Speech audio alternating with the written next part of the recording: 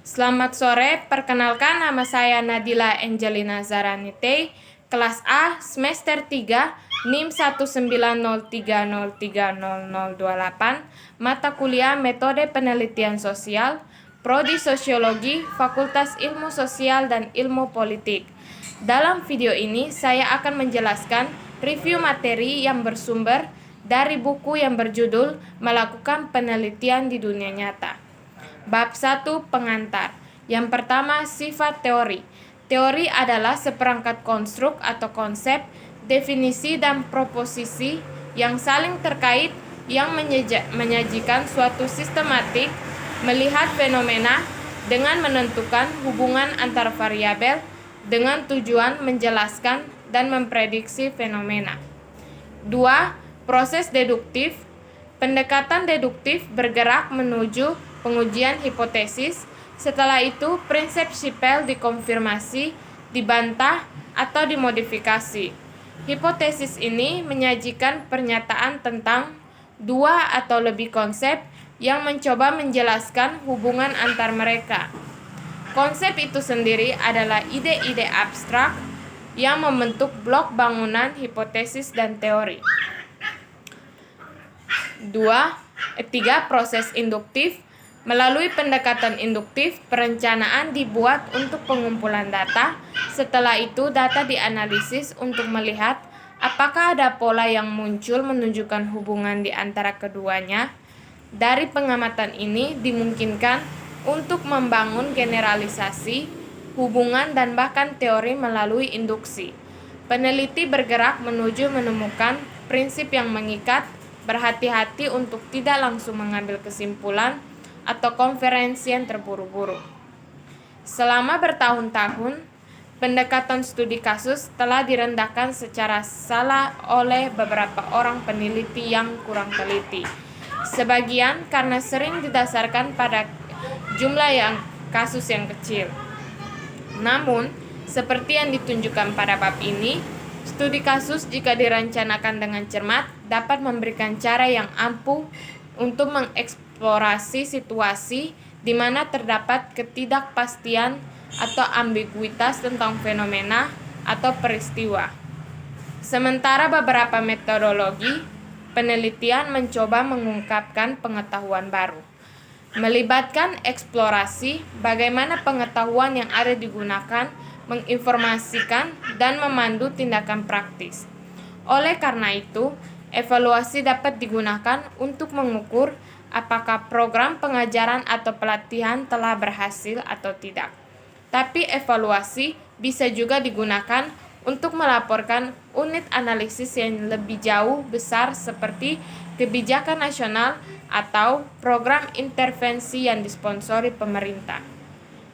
Menunjukkan bagaimana merancang kuesioner yang valid dan andal membutuhkan kepatuhan pada sejumlah besar pertimbangan desain yang berkisar dari penulisan individu. Pertanyaan ke tata letak kuesioner itu sendiri sering digunakan sebagai instrumen pengumpulan data untuk wawancara tur atau semi terstruktur. Tapi wawancara juga membutuhkan bahwa peneliti memperoleh berbagai keterampilan lain yang terkait sebenarnya melakukan wawancara. Metode pengumpulan data lain kemudian adalah observasi, yang dapat digunakan sebagai pengganti wawancara atau sebagai pelengkap observasi bahwa mereka berpotensi reaktif, yaitu data dapat terkontaminasi karena instrumen penelitian atau cara interpretasi data oleh peneliti. Bab 2. Perspektif teoritis dan penelitian metodologi. Crotty menunjukkan bahwa interrela ada hubungan antara sikap teoritis yang diadopsi oleh peneliti, yaitu metodologi dan metode yang digunakan, serta pandangan peneliti tentang epistemologi.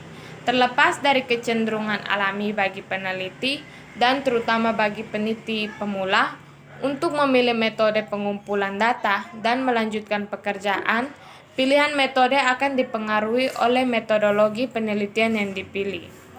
Ontologi adalah studi tentang keberadaan, yaitu sifat keberadaan, sedangkan ontologi mewujudkan pemahaman apa adanya. Epistemologi mencoba memahami apa itu artinya mengetahui. Epistemologi memberikan latar belakang filosofis untuk memutuskan jenis pengetahuan apa yang sah dan memadai. Pemikiran Barat yang tetap terbagi oleh dua tradisi ontologis yang berlawanan. Dari perspektif teoritis yang berbeda, tersedia positivisme dan berbagai untayan interpretivisme adalah atau telah bisa dibilang di antara yang paling berpengaruh. Ini dan sejumlah sikap lain seperti penyelidikan kritis, postmodernisme, dan feminisme akan digunakan di sini untuk menggambarkan nilai mengadopsi perspektif teoritis itu. Positivisme. Positivisme merupakan paradigma epistemologi yang dominan dalam ilmu sosial. Positivisme berpendapat bahwa realitas terdiri dari apa yang tersedia bagi indera, yaitu apa yang dilihat, dicium, disentuh, dan lain-lain. Perspektif metodologi. Positivisme, kepastian tentang sifat dan hasil penyelidikan ilmiah, telah ditantang bagaimanapun bahwa beberapa pendekatan untuk penelitian berkembang terjepit di bawah positivisme, seperti desakan daripada penyelidikan empiris, penggunaan desain eksperimental, dan generalisasi induktif. Interpretivisme. Sikap antipositivis utama adalah interpretivisme yang mencari turunan budaya dan interpretasi yang terletak secara historis dan kehidupan dunia sosial. Prinsip dan perencanaan penelitian. Mengembangkan cara konseptualisasikan perilaku manusia yang berfokus pada praktik masyarakat dan realitas hidup. Inti dari perilaku sosial adalah pengertian tentang makna manusia interaksi dengan dunia dimediasi melalui proses pembuatan makna dan interpretasi. Prinsip penting dari interaksionisme simbolik adalah bahwa orang menafsirkan makna objek dan tindakan di dunia dan kemudian bertindak atas interpretasi tersebut. Fenomenologi berpendapat bahwa setiap upaya untuk memahami realitas sosial haruslah dilakukan didasarkan pada pengalaman orang-orang tentang realitas sosial itu. Realisme dimulai dari posisi yang menggambarkan ilmu pengetahuan tentang dunia adalah yang benar dan akurat. Paradigma fenomenologis yaitu keyakinan dasar dunia bersifat eksternal dan objektif. Dunia dibangun secara sosial dan subjektif. Metode mengoperasikan konsep sehingga menggunakan berbagai metode untuk membangun, termasuk mereka bisa diukur pandangan yang berbeda dari suatu fenomena.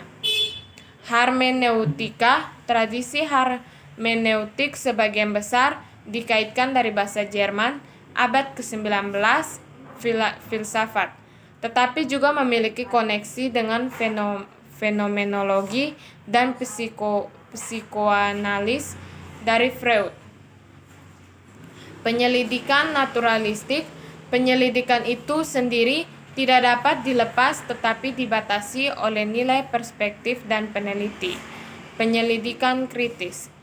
Ada baiknya memiliki gambaran singkat tentang penyelidikan kritis karena menawarkan cukup perspektif yang kuat untuk positivisme dan interpretivisme. Feminisme. Seperti Marxisme dan penyelidikan kritis, epistemologi feminis mengambil pandangan itu apa seseorang tahu sangat ditentukan oleh posisi sosialnya. Postmodernisme.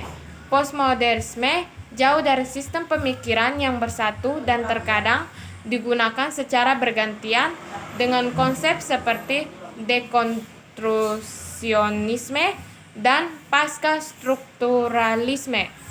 Metodologi penelitian. Metodologi ditentukan oleh kombinasi beberapa faktor, misalnya apakah peneliti percaya bahwa ada semacam kebenaran eksternal di luar sana yang perlu ditemukan, atau apakah tugas penelitian adalah untuk mengeksplorasi dan membongkar berbagai perspektif orang dalam pengaturan lapangan yang alami. Penelitian eksperimental dan kuasi-eksperimental. Dalam eksperimen ilmiah klasik, subjek secara asal ditugaskan ke salah eksperimental atau kelompok kontrol. Penelitian tindakan. Penelitian tindakan melibatkan kolaborasi erat antara peneliti dan praktisi dan menempatkan penekanan pada mempromosikan perubahan dalam suatu organisasi. Penelitian fenomenologis. Fenomenologi adalah perspektif teoritis yang menggunakan relatif tidak terstruktur metode dan pengumpulan data. Demikian dari saya. Sekian dan terima kasih.